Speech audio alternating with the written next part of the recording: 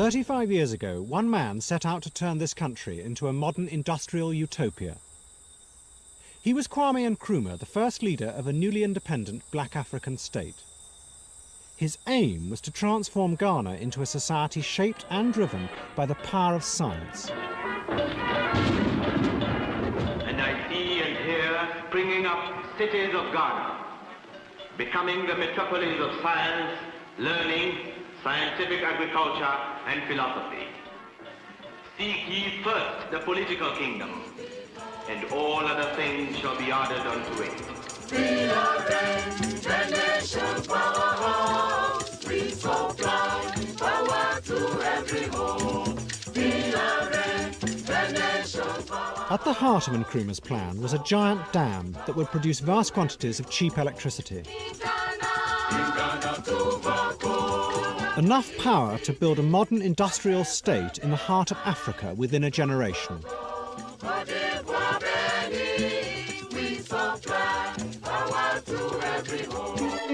But what Nkrumah did not foresee was that with the dam would come other, more dangerous forms of power which he could not control. Political and economic forces that would tear apart his vision of using science and technology to create a model for the new Africa. Nkrumah was, in my mind, a visionary, not a dreamer. In his mind's eye, he could see United States of Africa as United States of America. And he could see Africa coming together to form a viable unit, to become a world power in the shortest possible time. Now on, there is a new African in the world. He needed power, and there was no source from which he could get the amount of power which he needed. And this was the one source which could provide him with that power. And he was prepared to go the whole length to get it.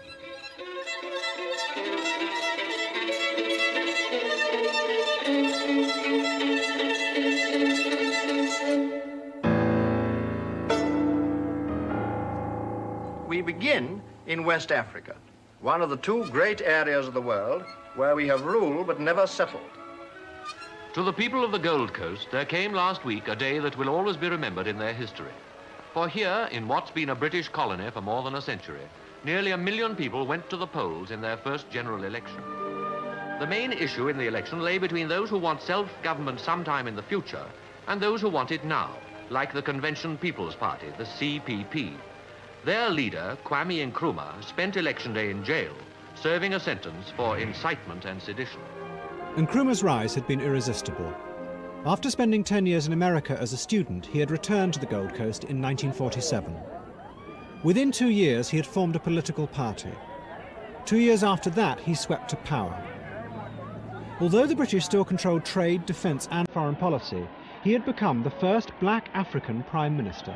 Nkrumah, before coming into power, has, in his election manifesto, had made certain promises about development, about turning the country into a modern industrial country. Nkrumah very much believed that for development, power was necessary, that you had to have power, that without power, you couldn't develop. Power meant electricity, and the source was to be the giant Volta River that flowed through the eastern half of the country. Ever since the 1920s, the British had planned to build a dam there. A hydroelectric plant would produce electricity to make aluminium from the Gold Coast's vast reserves of the mineral bauxite.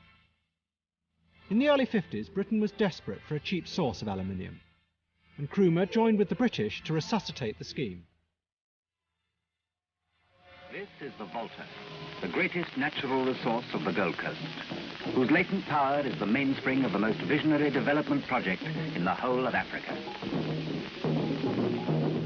And this is bauxite, which lies in millions of tons beneath the green forested hills of the Gold Coast. From this red earth, man can extract the shining wonder metal of today, aluminium. And that is the aim of the Gold Coast, to cap the march to independence with a dramatic leap into the age of technology. The British authorities saw the power from the dam simply as a means to boost the empire's supply of aluminium. But for Nkrumah it was much more. He saw it as the key to fulfilling his country's destiny. the power was originally conceived just for the manufacture of aluminum in this country. But then when Kwame came, he gave a new accent, a new importance to that power project. That was, the power was to be used for a comprehensive economic development of the country.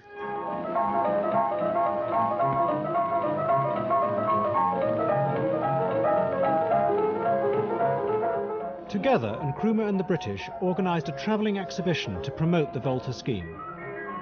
Large models of the dam were built and taken round the country amidst a blaze of publicity.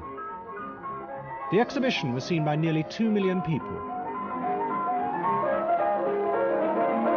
Some elderly folks, their reaction was first, is it possible, is it feasible for this to happen in their lifetime? And I remember in one particular place, there was one farmer who came in the cloth and did ask the question, what can he do to help for the project to come on? The two mobile cinemas ranged the country ahead, showing films to audiences large and small, wherever they could find them. Showing how great rivers can create prosperity for the people who live beside them. The exhibition was a great success, and it helped Nkrumah consolidate his political position. But to his opponents, whom he had defeated in the election, the Volta scheme was a dangerous trap. Just another cycle in the British exploitation of their country. The British people were anxious to give us that scheme. And one thing I must make clear, the scheme was not started by Nkrumah.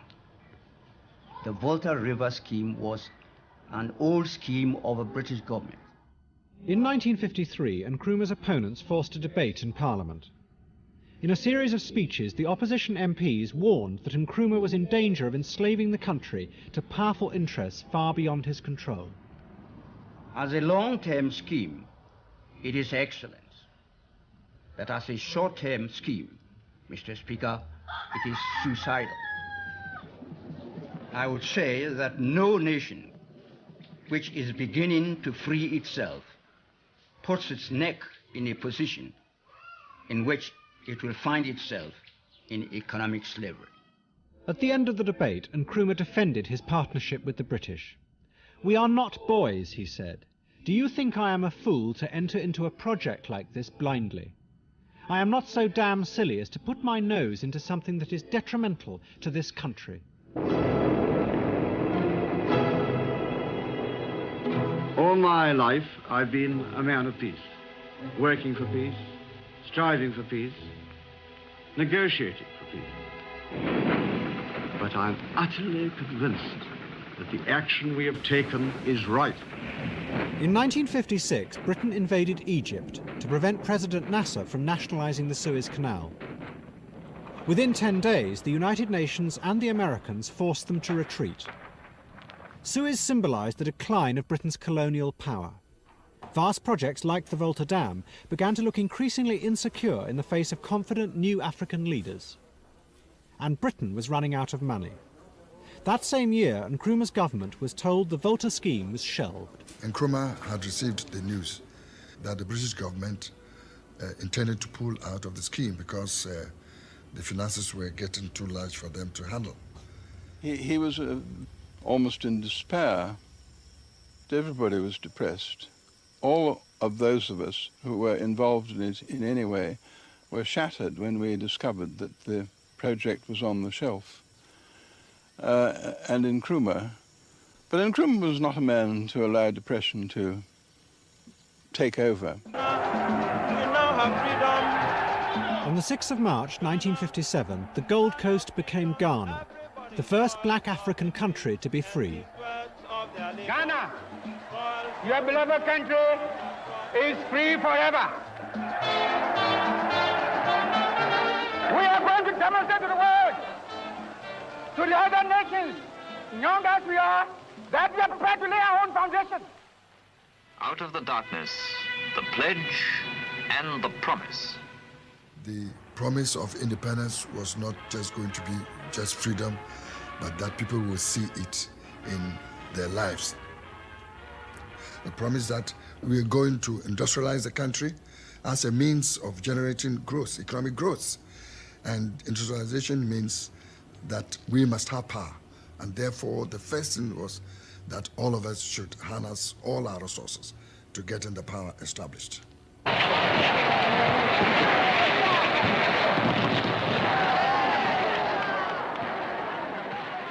It was a glorious moment for Ghana and for Nkrumah. But in private, he knew that many of the promises on which he had been swept to power might prove dangerously hollow if the dam were not built. It was the key to his vision of leading Africa into a shining tomorrow. Freedom! Freedom! Freedom! But then, 4,000 miles away, a simple twist of fate brought the Volta scheme back to life.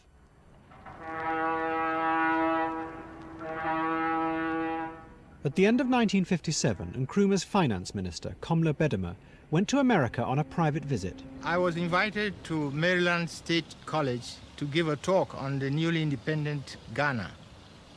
And as I was driving there from New York, I felt like having a drink of orange juice or water at a roadside restaurant, Howard Johnson's restaurant in Delaware. My secretary, who was an American, a black American, told me, "Minister, I think this is one of the states where they are very sticky about color." I said, "What?" The home of good food is Howard Johnson's. Howard Johnson's is such a friendly place to have good food. I asked for 2 glasses of orange juice.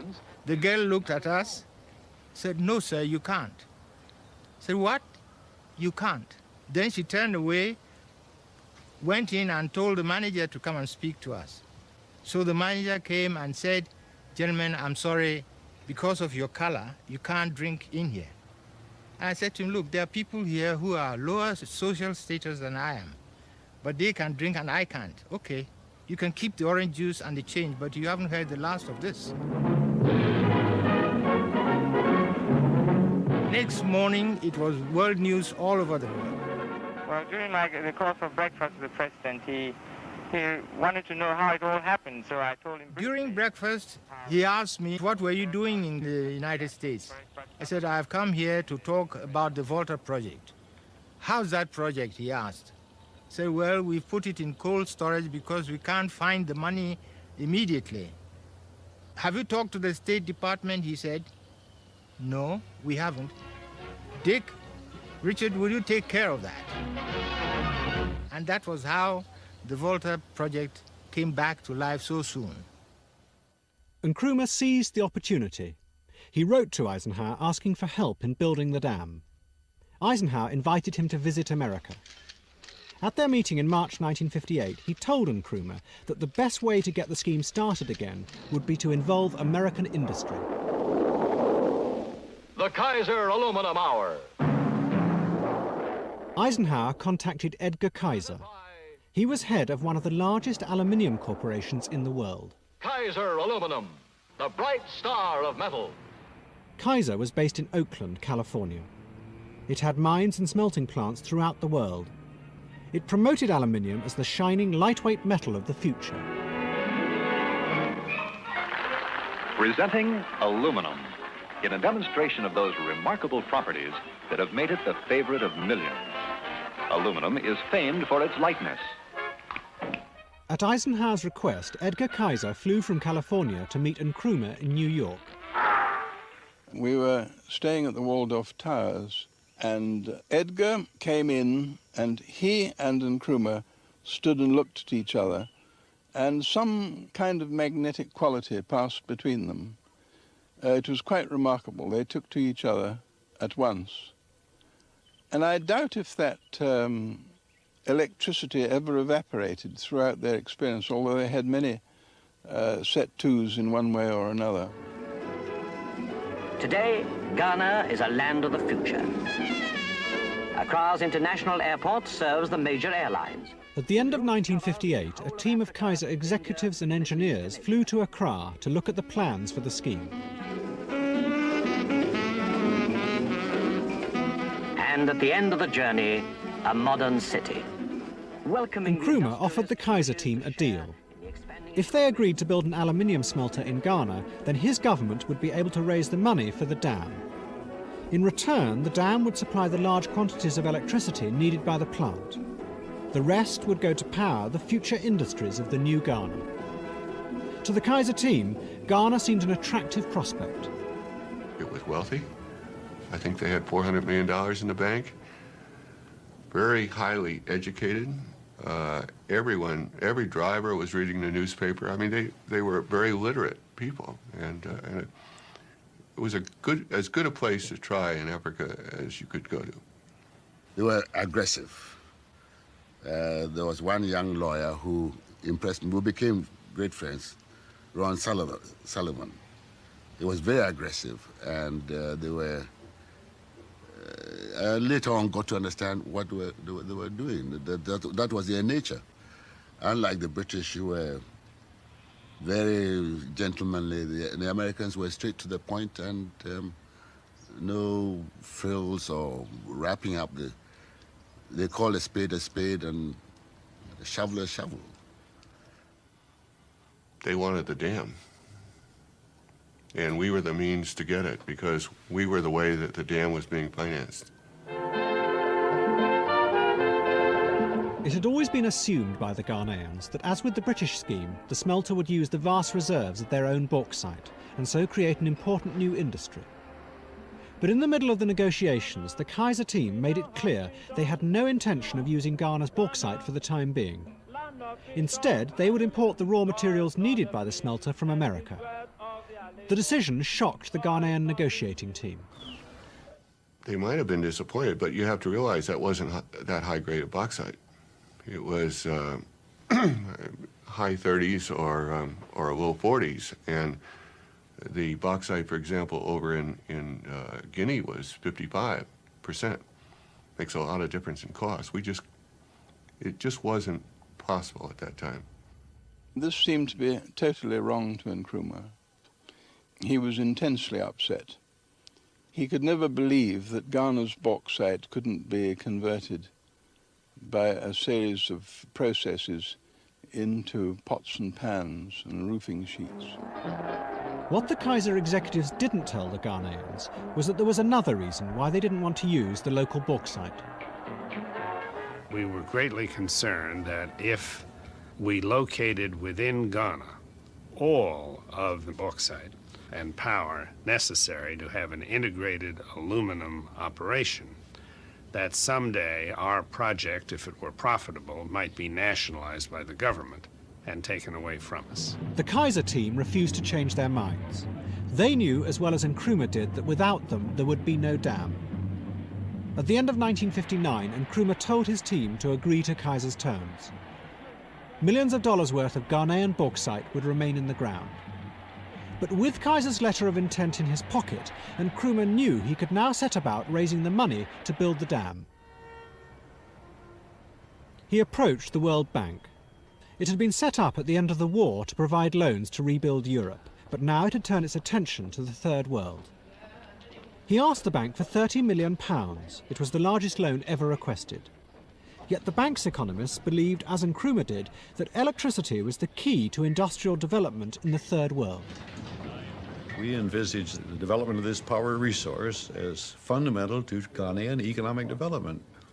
The provision of power, electric power to Ghana, was an immense economic benefit to the country, was a sine qua non of economic development in the country.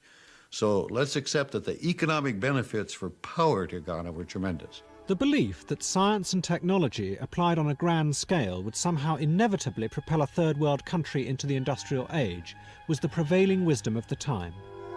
It was called the theory of takeoff. It gripped the imagination of politicians and economists both in the West and in the Third World. In June 1960, the World Bank approved the scheme in principle, but its report had important reservations. The most serious concerned the price Kaiser paid Ghana for electricity. The World Bank made it clear that if Nkrumah was to get the benefits he expected from the dam, he must negotiate a certain minimum rate for the power. If he didn't, Ghana might find it difficult to take off. Our report essentially was saying to Ghana, this project will succeed and we're prepared to make a loan on it, and the loan can be paid out if the power price is right. This was absolutely the key to the negotiations. As a conductor of electricity, it's hard to beat. But Kaiser needed a low rate if the smelter was to be profitable. A second round of negotiations began. In toughness and adaptability, it can be made as strong as structural steel. Nkrumah faced a terrible dilemma. His advisors and the World Bank told him that if he accepted the price Kaiser was offering, the high expectations he had of the dam might not be realized. But if he refused, Nkrumah knew that Kaiser would pull out and the dam would never be built. Nkrumah was a man besieged. He had to do something. As you know, he had raised up hopes of the development of the country, that the Volta River project would turn Ghana into a modern industrial country. He had no other program. Insofar as he saw it as providing this minimum of the power which he saw, he was prepared to go along. The negotiations dragged on through the autumn of 1960. Neither side would give way on the electricity price. Finally, one hot afternoon in December, Edgar Kaiser decided to confront Nkrumah and force the issue. Kaiser asked for the meeting to be adjourned and went straight to Nkrumah and explained that perhaps his shareholders would not go along with the project if we asked for a higher power rate than Kaiser was asking for. A message came back after lunch, direct from Nkrumah, that we're to go ahead and accept the rate. He wanted the project at all costs. Kwame Nkrumah and Edgar Kaiser on the 22nd of January 1962 signed the master agreement, which enfolded every provision that was necessary between Edgar Kaiser's company and the Ghana government. When they had signed it, they stood up and clasped each other in a very, very genuine embrace. I was there together with a large number of other distinguished guests, and I don't think any of us will ever forget it. The following day, we all went to Akosombo, and Nkrumah let off a vast charge, and the scheme started.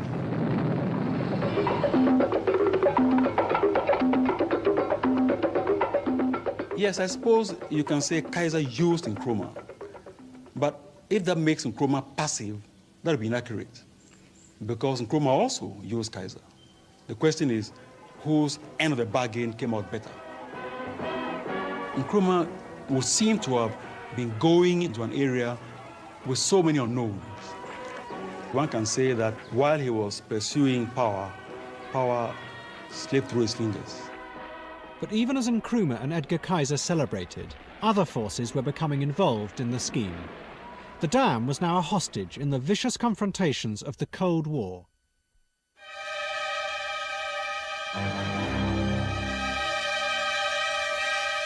A year before, the Congo had been torn apart by a brutal civil war. America and the Soviet Union backed opposite sides. The policy of the new Kennedy administration was to fight the spread of communism in Africa. In 1960, Brezhnev, the president of the Soviet Union, had visited Ghana. It frightened America's leaders. They were determined that Nkrumah, despite his brand of African socialism, would be their man. Nkrumah was everything. He was everything, politically, economically, psychologically, culturally, and so on. He just absolutely dominated the scene. Nkrumah, though, wanted to keep Ghana and Africa out of the Cold War. President and distinct delegates, it's quite clear that a desperate attempt is being made to create confusion in the Congo, extend the Cold War to Africa, and involve Africa in the suicidal quarrels of foreign powers. The United Nations must not allow this to happen. But there was the dam. The American government realized that it was a powerful weapon with which to ensnare Nkrumah. Like the World Bank, the Kennedy administration had agreed to lend millions of dollars to the scheme. In an internal memorandum, the Secretary of State, Dean Rusk, made it quite clear what this money was for. By maintaining this leverage on Nkrumah, he wrote, the US will be in a better position to influence his policies. In public, though, it was called foreign aid.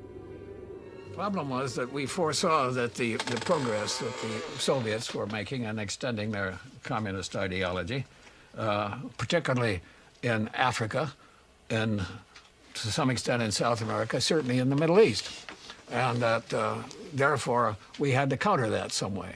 And we countered it with foreign aid as a defense against the spread of communism. Bit by bit, Nkrumah's utopian vision was slipping away. The Volta scheme had become something very different from what he had originally intended. At every stage, the project had been shaped not by his idealism, but by powerful political and economic pressures. But Nkrumah still believed it was worthwhile, because once the dam was built, it could not be taken away. In time, it would become the engine of his country's future. Everyone was hopeful. Those absolutely were optimistic times for hope. Ghana was singular in the sense that it had everything. It had educated people. It had considerable infrastructure, 3 universities, schools, lawyers, doctors. It had everything going for it. The construction of the dam was to take 4 years. Throughout Ghana, factories and roads began to be built, the foundations of the industrial revolution that would be powered by the dam. But with these trappings of the modern world came other forces that took Ghana's fragile economy even further from Nkrumah's control. Corruption is not a problem peculiar to any country. I personally feel that the only way in which you can stop corruption in a country is to build up a strong public opinion against it.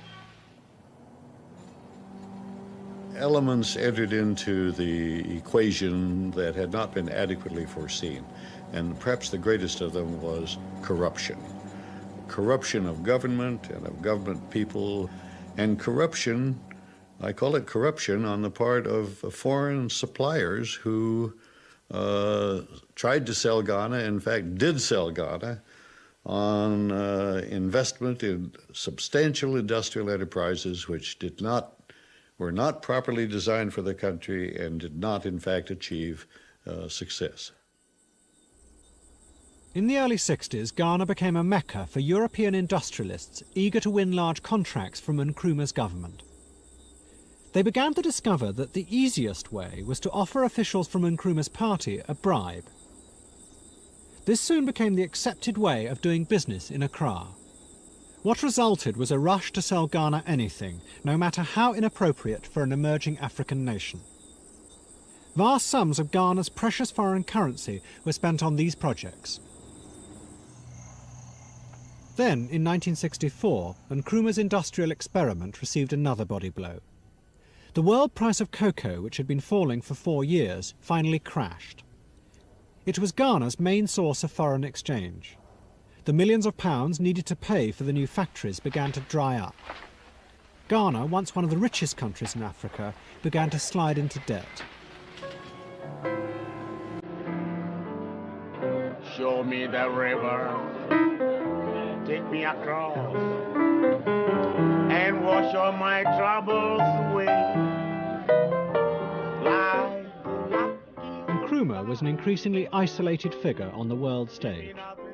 What had once been seen as visionary ideas were now perceived as dangerous megalomania. And his country was sinking ever deeper into debt. By 1965, it had become very desperate. And I remember we decided to write a memorandum to Nkrumah to tell him the true state of affairs of the economy. I had written that the reserves were only £500,000. He looked at me and said, you didn't check the typing. You left a few zeros. So I said, no, sir, there are no zeros left. This is 500,000. That's all we have in the banks overseas. And he sat back. Then what he did was that he went round the table. went to everyone who was seated there, the meeting, and asked them, Frimpong says we have 500,000. Is he right? Do you agree with him? And everybody said yes. That was the first time the whole cabinet acknowledged to the president that Ghana was bankrupt. The river, take me across and wash all my troubles away. Like the lucky old farmer, give me nothing to do. Roll around heaven all day. Our objective is African Union now. There is no time to waste. We must unite or we perish. I am confident that by our concerted effort and determination... Kwame Nkrumah was losing both domestically and internationally in his posture. He was practically alone in Flagstaff House. He was really a little bit paranoid. It was really awfully sad. He was even afraid to... I remember they opened their parliament one day, and Nkrumah didn't want to take the chance to drive from Flagstaff House to the Parliament building. He was a prisoner in a sense. You know, there had been a couple of attempts on his life while we were there. So he had reason to be a little bit apprehensive, but toward the end, he was a different person.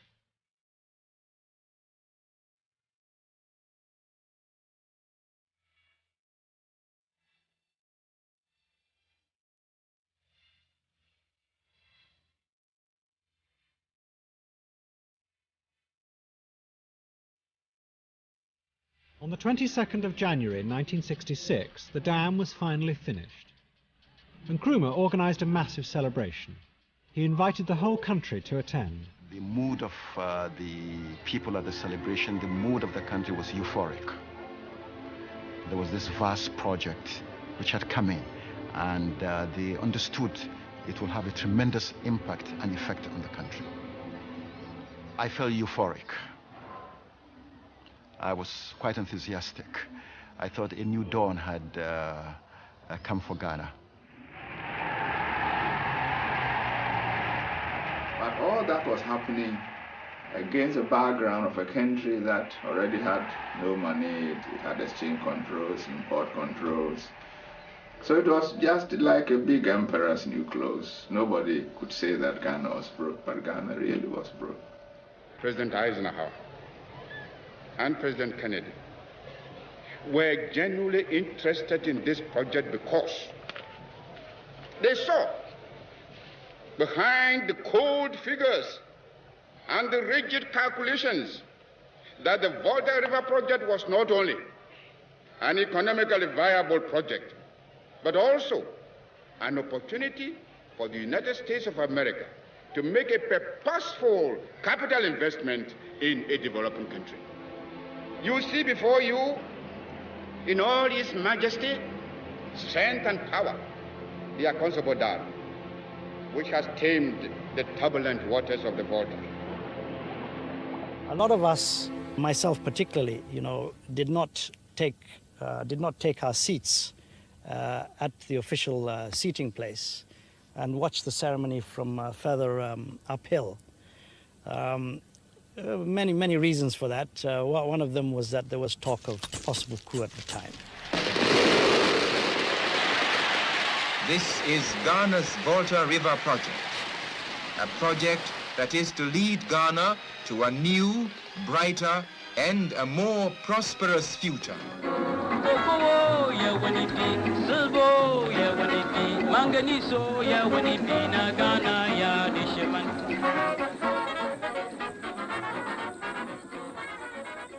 Citizens of Ghana and fellow countrymen, good evening.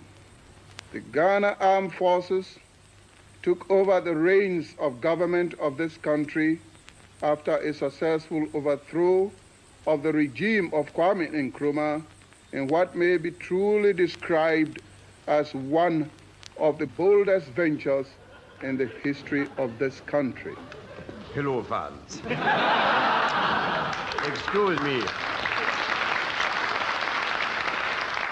Excuse the bristling about with weapons and the flushing in the face, but I've just come from dashing away from it, doing a bit of liberating. And overthrowing the government and all that business.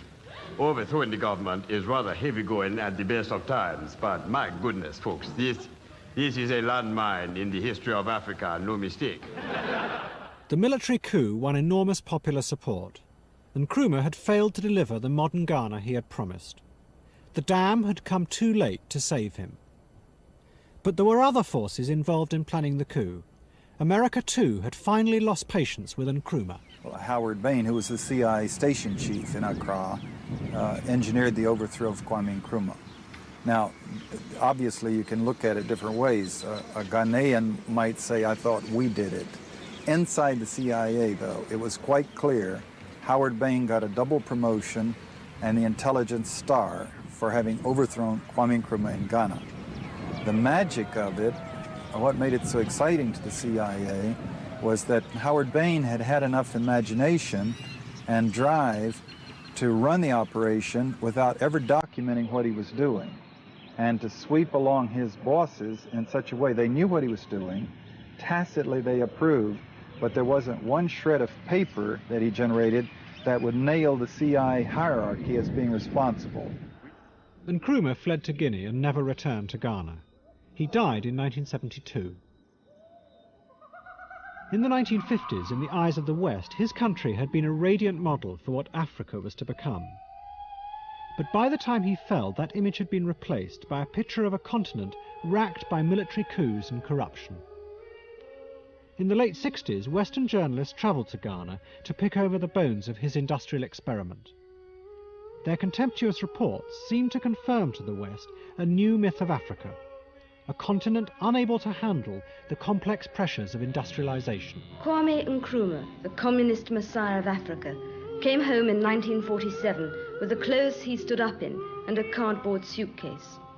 He left 19 years later, a multimillionaire. He turned a £250 million credit at independence to a £600 million debt, and he left Accra studded with expensive white elephants, such as this massive saluting base here in Black Star Square.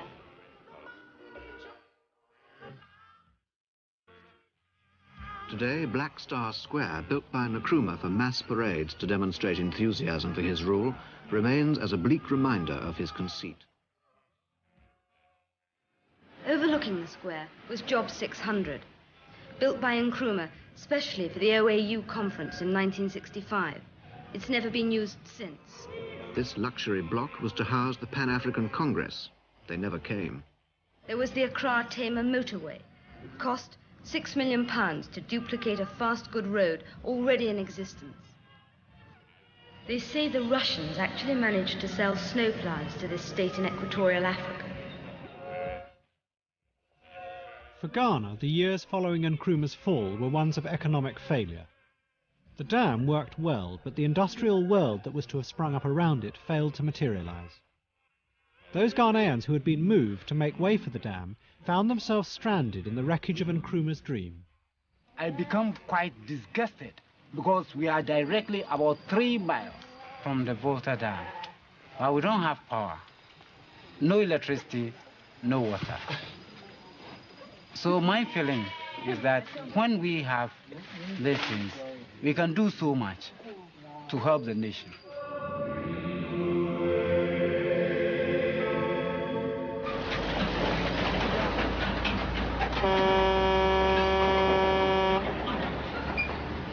Valco, the Volta aluminium company, owned and run by the Kaiser Corporation, flourished.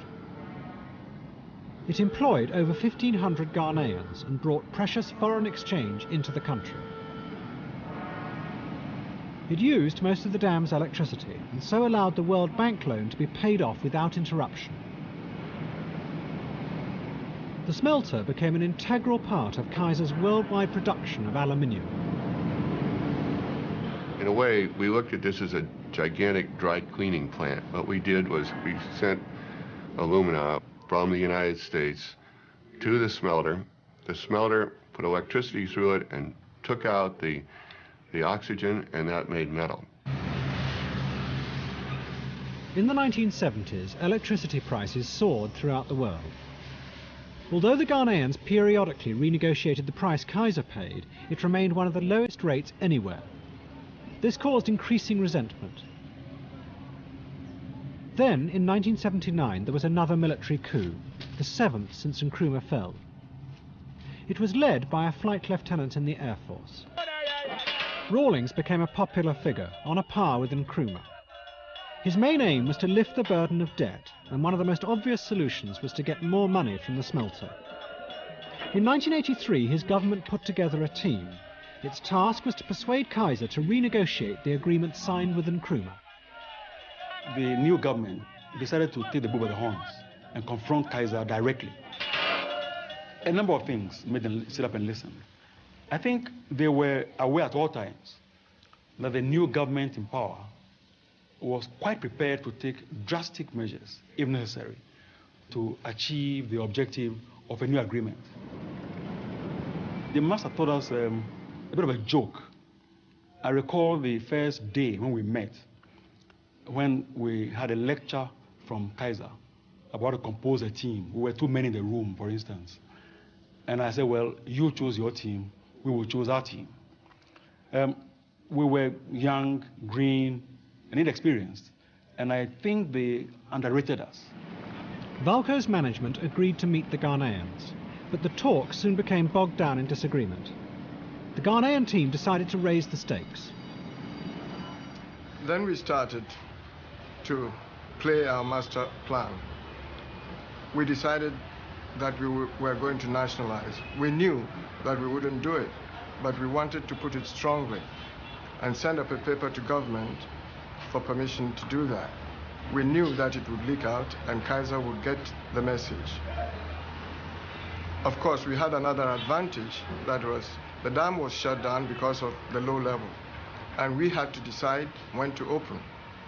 And we wouldn't open until we had got a good deal.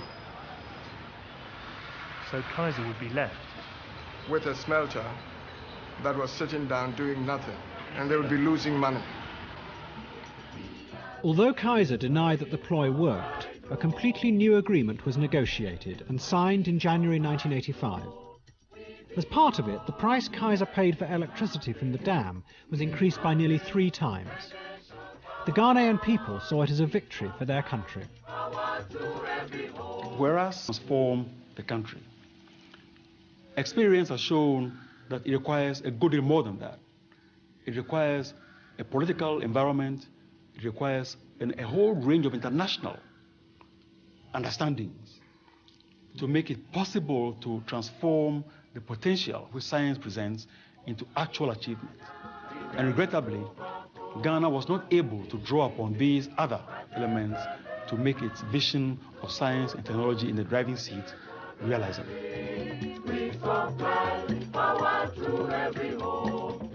So it is true that one needs political power, one needs knowledge, that is also power. And then one has to combine that with the energy, the electrical power, for us to get to that paradise. Thank you for watching False Camera Action. Before you go anywhere, don't forget to click subscribe.